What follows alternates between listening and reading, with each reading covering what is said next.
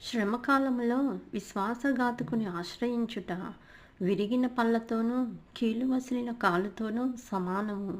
దుఃఖచిత్తునికి పాటలు వినిపించువాడు చలిదినమున పైబట్ట తీసివేయువానితోనూ సురేకారం మీద చిరకపోయువానితోనూ సమానుడు. నీ పగవాడు ఆకలిగొనిన ఎడల వానికి భోజనం పెట్టుము, దప్పిగొనిన ఎడల వానికి దాహమిమ్ము. అట్లు చేయుట చేత వాని తల మీద నిప్పులు కుప్పగా పోయుదువు. యెహోవా అందుకు నీకు ప్రతిఫలమిచ్చును. ఉత్తరపు గాలి వాన పుట్టించును, కొండెగాని నాలుక కోపదృష్టి కలిగించును. గయ్యాలితో పెద్ద ఇంట ఉండుట కంటే మిద్దె మీదన ఒక మూలను నివసించుట మేలు.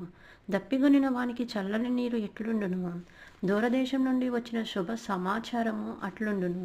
కలకలు చేయబడిన ఊటయు చెడిపోయిన బుగ్గయు నీతిమంతుడు దుష్టునికి లోబడుటయు సమానములు. సామెతల గ్రంథము